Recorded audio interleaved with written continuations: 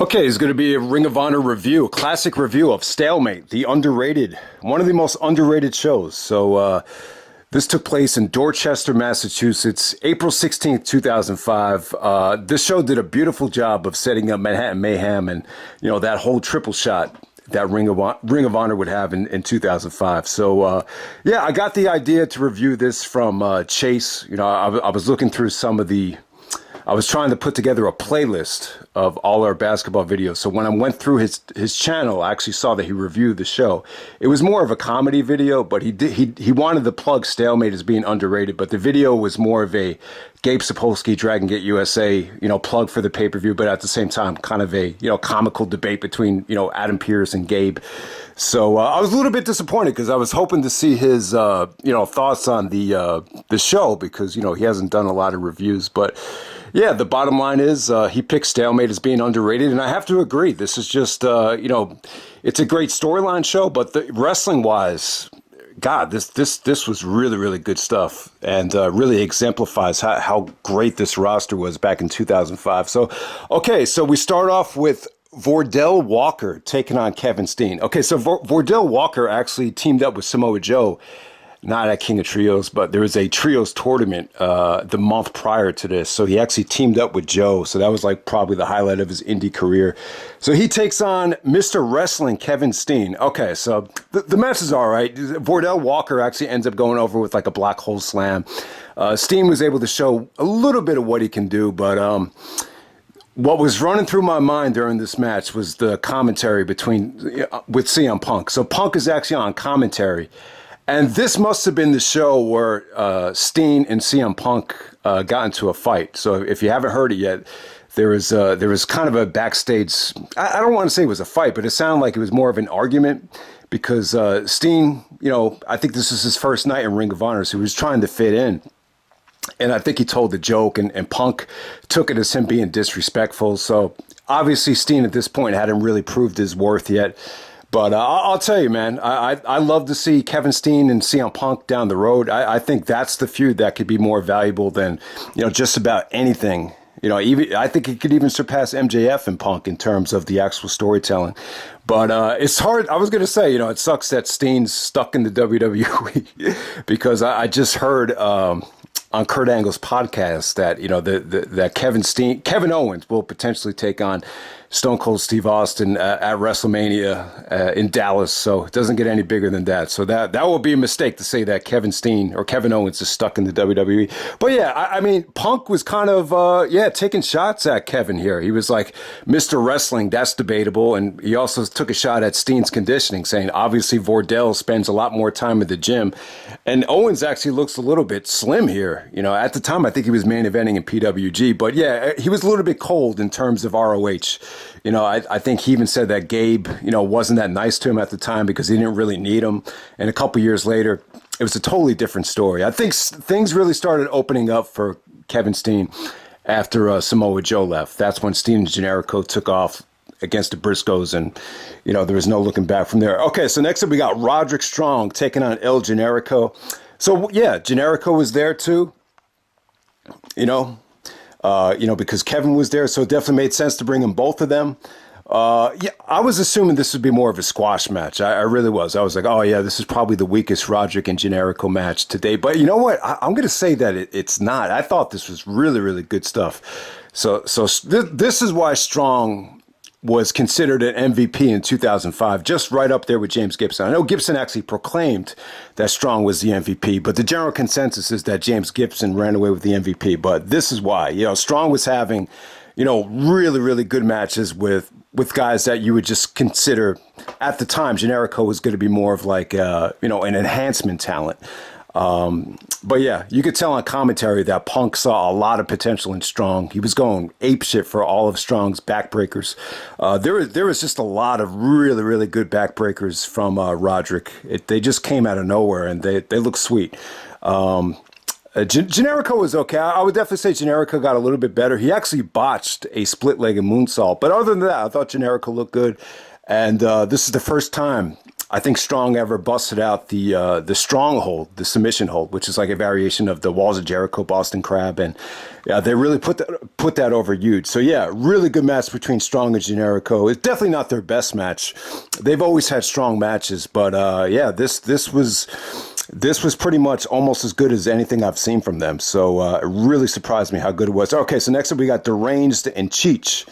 Managed by Lacey at the time, taking on Dixie and Azrieal. I thought Azrieal looked really impressive here. You could see why he started to break away from this crop of talent in the summertime, but obviously he couldn't really sustain it. But, you know, people are going to have mixed feelings on this match. I thought it was cool. You know, this was really just about Lacey, you know, managing her team to a good victory here with Deranged and Cheech. Eventually, I think they would have a rematch to open up Manhattan Mayhem, but I think the teams were a little bit different. It wasn't Cheech that competed at Manhattan Mayhem, but yeah, this is probably the weakest thing on the show. I'm sure most people, you know, probably don't give a shit about, you know, this match right here, but I thought it was cool for what it was. Like I said, Azrieal looked really impressive, I thought. Okay, so next up, we got the ROH Pure title match. We got Jay Lethal versus Spanky.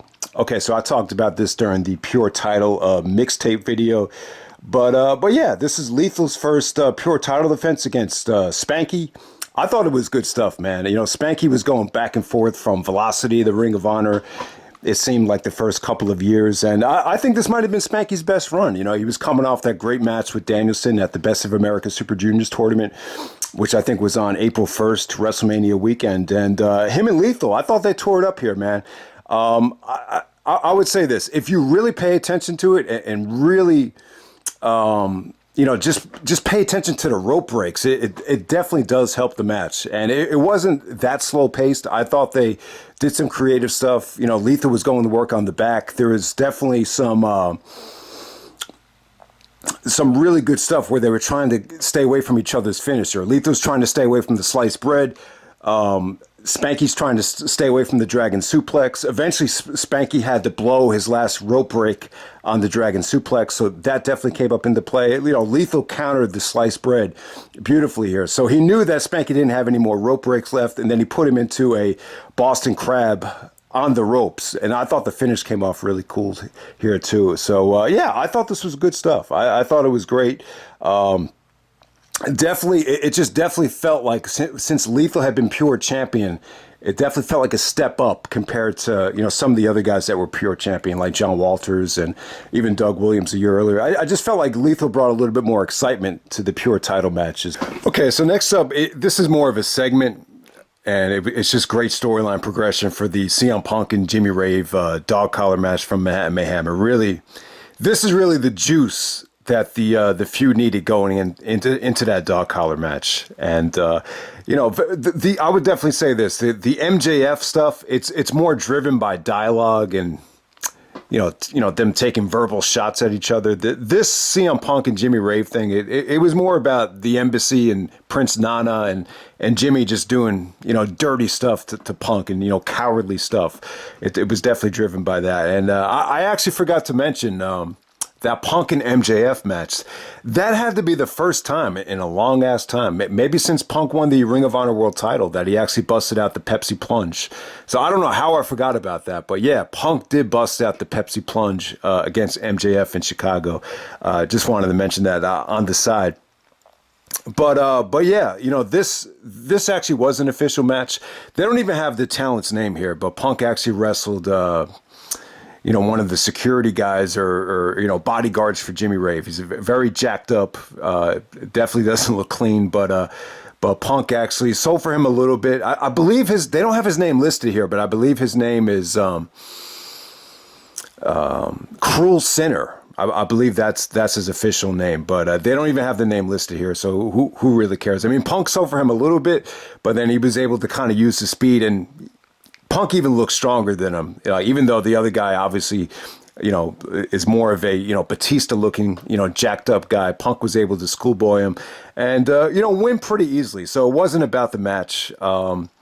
When Punk came out, though, Prince Nana basically said that, you know, Jimmy Rave can't compete tonight because he was in a elephant riding accident where he actually, you know, broke his arms or screwed up. I don't think it was officially broken, but his arm was in a sling because of a elephant accident. So yeah, it was just bullshit. So Jimmy Rave was basically playing HBK and faking the injury. But yeah, man, this was definitely great, a storyline progression. So after Punk, wins the match clean, he brings out Bobby the Brain Heenan.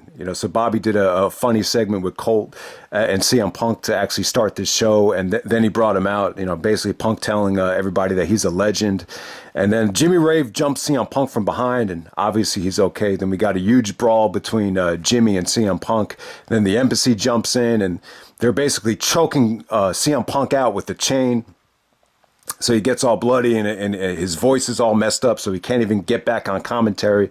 But yeah, this is just more of Jimmy just being a cowardly heel, just trying to get the advantage on Punk. So yeah, Punk, he cut a promo right after this. He just starts screaming on the mic, and I wouldn't say it's one of his better promos, but he had that great line that they put in the video package at Nowhere to Run, where he said, you cannot kill what does not die. And during the video package, they added like more of an echo to it. It just worked really well. But that's where he cut that, you can't kill what does not die promo. So that came off really cool.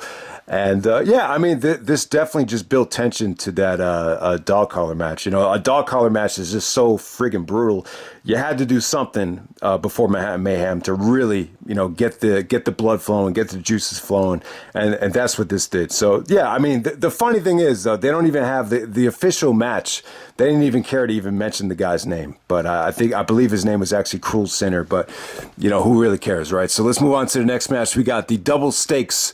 Four-corner survival match. We got Samoa Joe, Alex Shelley, Nigel McGuinness, and Colt Cabana. Okay, so this was kind of weird. What it really reminded me of was the WrestleMania 2000 triple threat with Kurt Angle, Chris Jericho, and Chris Benoit. The first fall is for the Intercontinental Championship. The second fall for the European Championship. So I think in that triple threat, the more important belt was actually on the line first.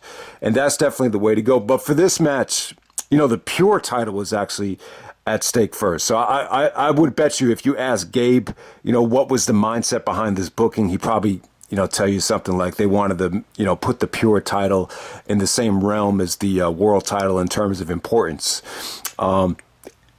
You clearly saw Alex Shelley holding back a little bit, during the first fall, because obviously he wanted to get his revenge on Aries and capture the Ring of Honor world title. You definitely, it seemed to me like Nigel was more interested in going after the pure title. Nigel and Colt Cabana were actually, teaming up together. They were kind of going through like little ups and downs, kind of like a love-hate relationship. But this match really built to their match at Manhattan Mayhem. You definitely saw dissension there because Nigel did not make the save for Colt Cabana. So yeah, but other than that, man, I think at the time Joe wanted to, prove that he could escalate, the pure title and, make it just as important as the Ring of Honor world title. So Joe actually goes over Colt Cabana and, makes him choke out, makes him pass out with the Chiquita clutch to get the victory there as Nigel, was actually being held back by Alex Shelley, so he couldn't make the save. But, overall, I would just say this about the match. Yeah, it was good stuff. They got a lot of time. I felt like from a scientific wrestling standpoint, everybody brought, something, good to the table here. I just thought everybody had a chance to shine. Joe probably hit the most hard-hitting offense of the night. There was a time where Nigel was trying to bait, I think it was Colt Cabana. He was trying to bait him in by, standing upside down by the turnbuckle, kind of like a trio woe type of thing. And then Joe comes in and just gives him a running kick, that ole ole kick. It came off great. Joe even throws some really nasty insecurities to Colt Cabana.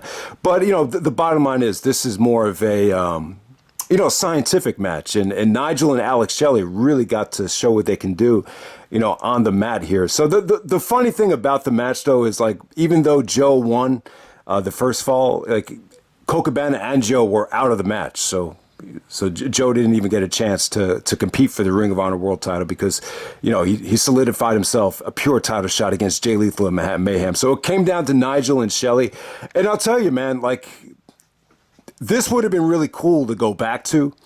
I understand Shelley needed the victory here, to get his revenge on Aries, so that definitely made sense. But would have been really cool if they went back to Nigel and Shelley in 2008 when Nigel was champion, because I felt like, he could have went back to this European style against Alex Shelley. I mean, at the time, Nigel was really selective about his offense. I think over the years, Nigel just felt more and more pressure to develop more of a strong style, more of a hard-hitting style, and it definitely took a huge toll on his body, specifically his biceps and arm muscles. But yeah, I just thought this was really good stuff between Shelley and Nigel. Really, really good counters from the Tower of London into the Border City stretch. There was just some really, really good counters here.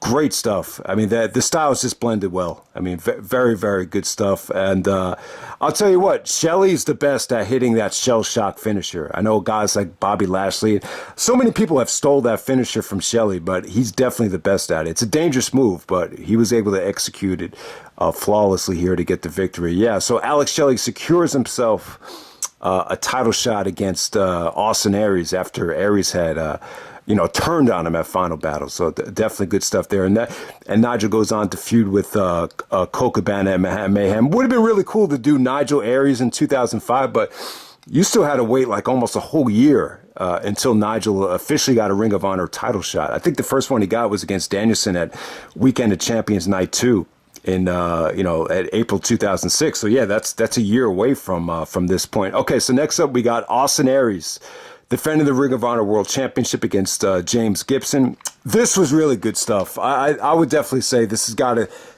to be one of the more underrated Ring of Honor World title matches. As the match was going on, Gabe was getting erected over how good it was. He even said, "This is one of the best world title matches we've ever had." So what I noticed about this is, this is when Aries was in WWE, he was always boxed in during the cruiserweight division, and obviously that didn't end well. I think the highlight of Austin Aries' WWE career was that he was able to get on WrestleMania as a bonus DVD match. And James Gibson, I love Gibson in WWE. I thought when he was with Nydia, when he was feuding with the Hurricane, I've always thought Jamie Noble in WWE was great. But for whatever reason, they were never able to get out of that box as being labeled as cruiserweights. But, I got to say, this match is definitely ahead of its time.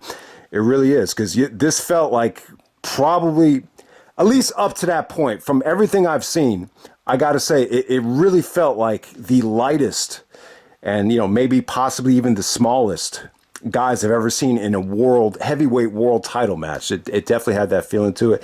But yeah, this is just great stuff. And it really does prove that Austin Aries' reign in 2005 is underrated. It's just so overshadowed by the talent pool, because you had the Joe in the Pure title, you had Punk in the Summer of Punk, you had Gibson and Roderick Strong really putting on amazing match after amazing match.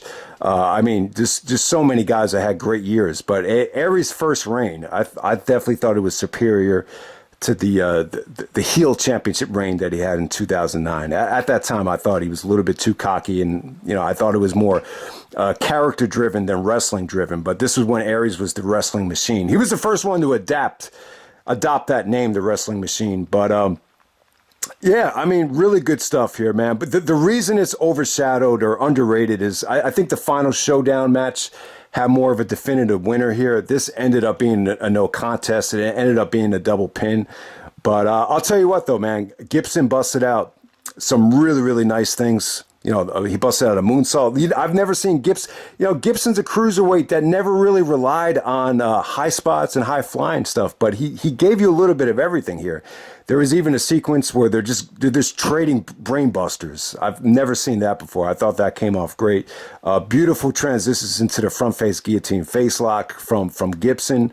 The spot where Gibson actually nailed the Tiger power bomb. The fans ate that up like crazy. They thought it was over there. So the match definitely had really, really good emotion. Great fan interaction, great fan engagement. And the match actually ends where they kind of small package each other and their You know, both of their shoulders are pinned to the mat, and Todd Sinclair just does a double pin. And he was going to give him 5 more minutes. And Aries is like, you want 5 more minutes? You want 5 more minutes? Then all of a sudden, you know, Shelley comes from out of nowhere and gives Aries a shell shock. And then the fans are just like silent. They're just like, in a way, they were kind of pissed that Shelley came out. So this didn't really do anything for the Shelley and Aries feud. I thought the match was so good that the fans just wanted to see a conclusion to this match right here. But they didn't get it here. They were able to get it at Final Showdowns. I guess that's why they called the show Stalemate. But yeah, man, it's just great stuff. I feel like this is one of the more underrated Ring of Honor World Title matches ever. So let's move on to the main event. We have the no DQ Lumberjack match between Bryan Danielson and Homicide. This is, I believe it's match 4 of the best of 5 series. So I've always felt like the Danielson Homicide best of 5 series, I don't think it's their best work together. You know, if you were to put a gun to my head, I'd say Final Battle 2006, even Reborn Stage 2 before this series. That's probably more of their better work together. But yeah, this was awesome there, man. I'm not a big fan of lumberjack matches. I hate lumberjack matches when, you know, guys are just, you know, beating up on one of the guys outside the ring. I don't know. I just feel like a lot of them just don't work. But yeah, this one definitely worked. And this one definitely used the Lumberjacks to its advantage here. And it just ended up being really fun. I think what makes Danielson and Homicide so fascinating is just a mix of styles. So Danielson's trying to wrestle more of a scientific, more of a hard-hitting, you know, just, you know, competitive style. And Homicide's just strictly like a street fighter. So it made for a really nice combination. Plus, I think these two guys have, you know, amazing chemistry here. So just trying to think what was some of all right, so the Lumberjacks, it consisted of a bunch of guys from the Rottweilers. Some of the guys like Bobby Dempsey was actually out there from the Ring of Honor Wrestling School, you know, guys from the Ring Crew. So you know, there was a plenty of lumberjacks out there, but you know, one of the highlights was Danielson actually doing a superplex into the lumberjacks, which is very well done. You know, Homicide countered that spot a couple of different times, but Danielson was trying to go for that the whole match to weaken Homicide up, but it looked really cool. And that was one of the spots they actually used on the ROH DVD menus from time to time. So yeah, it's definitely a must-see spot. So I thought that's what really made the match stand out. But yeah, I the only thing I didn't like about it, I didn't care for a lot of the lumberjack interference. I thought it felt a little bush league. Some of the guys actually, you know, took off their shirts and revealed that they were secretly, you know, working for Julius Smokes and the Rottweilers. So what this match did, it really set up Rottweilers versus Samoa Joe and Jay Lethal for Manhattan Mayhem. You didn't see Low-Key here, but Joe actually did make the save and threw Homicide back into the ring. So it kind of continues that war between Joe and Homicide. So I like that about it. But yeah, once Homicide and Danielson got back into the ring, I mean, that ending sequence was just really well done. I mean, Homicide was just flying off of Danielson with some of those counters. And, you know, Danielson did a beautiful counter from the cop killer into a regalplex. I think he hit a couple of regalplexes to soften the neck up for the cattle mutilation. Homicide tried fighting off the cattle, but Homicide taps clean to the cattle mutilation. And yeah, great victory for Bryan Danielson. It's funny because Danielson was not at Manhattan Mayhem. I think he was actually in Europe, I believe, for that, or maybe in New Japan for that weekend. But he did wrestle on the next weekend in Nowhere to Run Final Showdown double shot, where he took on, I think first he beat Homicide, then he had the world title match against Austin Aries, and then he quit. And then he was gone for that whole summer. But it's amazing to me that Ring of Honor was able to put on their best show ever without Danielson. But yeah, you know what, man? I don't remember the Homicide and Danielson stuff being that good, especially like the first 3 matches. But I got to say, this Lumberjack match was, I'm surprised at how good it was. I would definitely give it a 4-star rating. I think back in the past, you know, I've seen maybe 3 3/4. You know, definitely a lot of stuff under 4 stars. But I'm going to give it up to it. And I know they had a steel cage match at Final Showdown where Danielson did the airplane spin like 100 times. So that match is a little bit more famous, a little bit more well known. That's probably the better show. But yeah, man, I would definitely say Stalemate from top to bottom. Very underrated stuff. I would definitely say Strong and Generico was really good. Lethal and Spanky, I think, is one of the highlights of the pure title up to that point. The CM Punk and Embassy stuff with Jimmy Rave was great storyline progression. Really made you want to see the dog collar match. You know, the four corner survival match was really good. You know, it's a slow burn, and you know, incentive wise, it's kind of like, yeah, why would Joe want to really win? Why would you want to win the pure title and not the Ring of Honor World title? Because, you know, the pure title was on the line first. So in a way, like, if you didn't want to win the pure title, then maybe the best thing is just to give no effort. So it was a little bit weird, but I get what they were trying to do. They were trying to show that guys wanted to win the pure title and elevate it to make it as prestigious as the world title. It definitely get that. Aries and Gibson is a beautiful match. And what it really did was it showcased two guys that would have been known as cruiserweights at the world title division. They were able to show what they can do here. They probably could not have gotten away with a match this good, or they would never get a chance to shine like this in the WWE or even in TNA. Even if you would look at what TNA was doing in the world title division in 2005, you know, you would see, you know, Jeff Jarrett, Kevin Nash. Maybe you would get an AJ Styles every once in a blue moon, but they weren't showcasing, you know, guys this athletic in the world title scene in any other promotion, at least in the United States at that time. And then I thought Danielson and Homicide was a lot of fun. I got to say, this has got to be one of their, you know, arguably their most entertaining match. It's not their best match, but it's probably, you know, one of the more entertaining Homicide Danielson matches who've had, you know.